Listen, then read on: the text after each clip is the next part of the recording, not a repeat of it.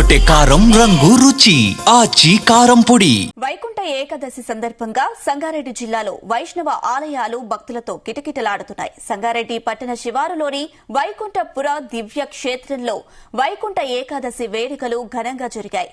ఉదయం 3 గంటల నుంచే ఆలయంలో శ్రీనివాసుడికి ప్రత్యేక పూజలు ప్రారంభించారు.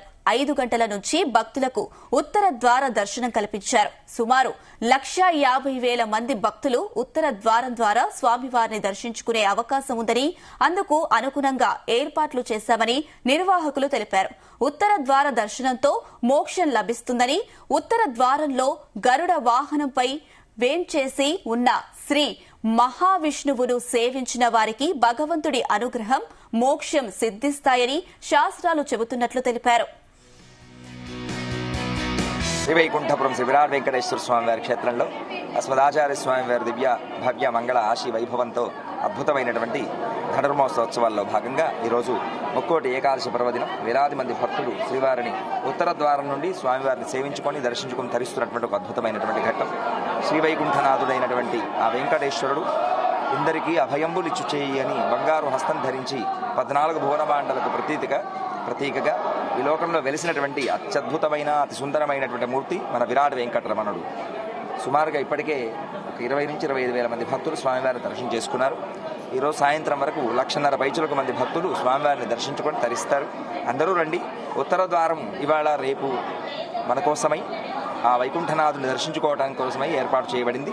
అందరూ రండి, చక్కగా భగవంతుని ప్రార్థన చేయండి.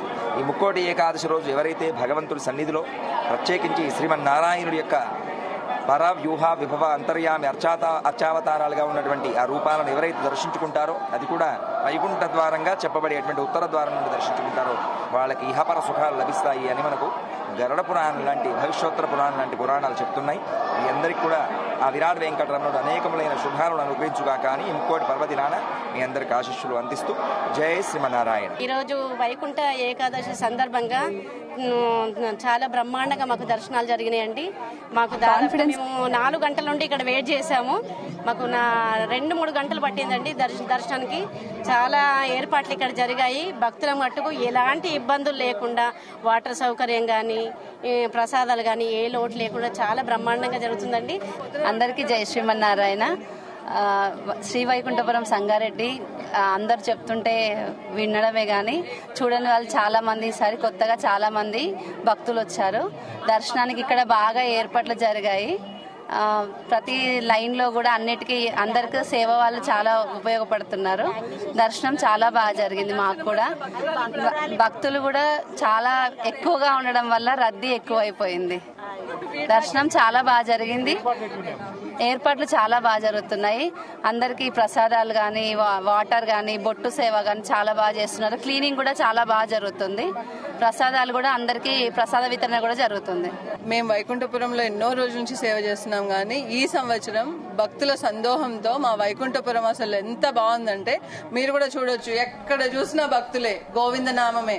ఎక్కడ చూసినా శ్రీనివాసుని చూడడానికి అదరగొట్టే కారం రంగు రుచి ఆచి కారం పొడి.